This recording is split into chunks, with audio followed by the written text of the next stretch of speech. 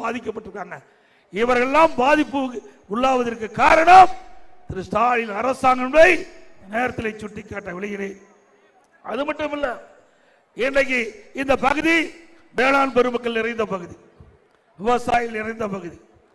இந்த விவசாயியுடைய கோரிக்கையில் ஏற்று அனைத்து இந்திய அண்ணா திராவிட முன்னேற்ற கழக அரசு இருக்கின்ற பொழுது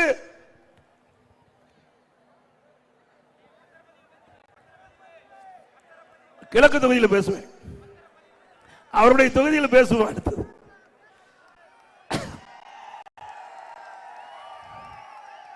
விவசாயியுடைய கோரிக்கை ஏற்று 2 முறை நம்முடைய விவசாய பெருங்குடி மக்கள் தங்கள் பகுதியில் இருக்கிற தொடக்க வேளாண் கூட்டுறவு கடன் சங்கத்தில் பயிர்க்கடன் பெற்றிருந்தாங்க.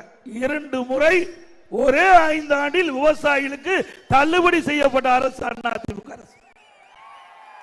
2016 மாண்புமிகு அம்மா அவர்கள் முதல் கட்டமாக விவசாயிகள் வாங்கிய பயிர்க்கடன் தள்ளுபடி. 2வது கொரோனா காலம், விவசாயிகள் பாதிக்கப்பட்டிருந்தாங்க. அந்த கோரிக்கையை ஏற்று அம்மாவுடைய அரசு 12,100 கோடி நம்முடைய விவசாய பெருங்குடி மக்கள் கூட்டுறவு அமைப்பிலே வாங்கிய கடன் பயிர்க்கடன் தள்ளுபடி செய்த ஒரே அரசாங்கம் அதிமுக அரசாங்கம்.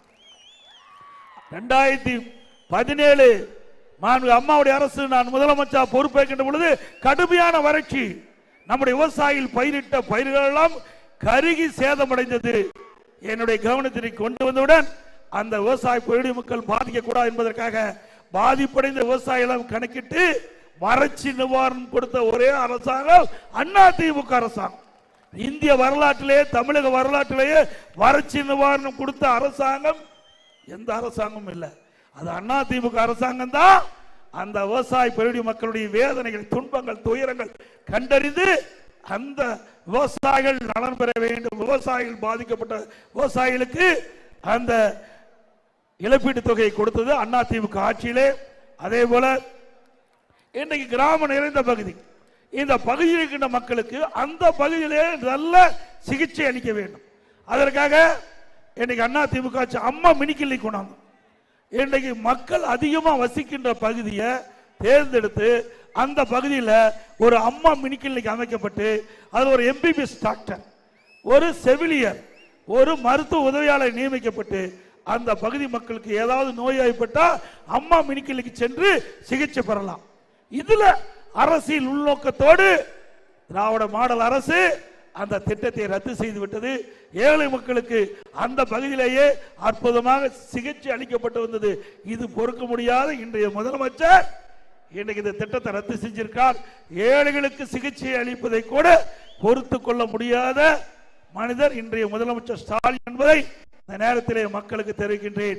திரு ஸ்டாலின் அவர்களே, இந்த திட்டத்தை நீங்கள் இப்பொழுது ரத்து செய்திருக்கலாம். உங்களுடைய ஆட்சி அதிகாரத்தை பயன்படுத்தி மீண்டும் மக்களுடைய துணையோடு அடுத்த ஆண்டு நடைபெறுகின்ற சட்டமன்ற பொதுத் தேர்தலிலே அனைத்து இந்திய அண்ணா திராவிட முன்னேற்ற கழகம் வெற்றி பெற்று பெரும்பான்மையோடு ஆட்சி அமைக்கும். அப்பொழுது இப்பொழுது 2000 அம்மா மினி கிளினிக் 4000 அம்மா மினி கிளினிக் தரப்பு.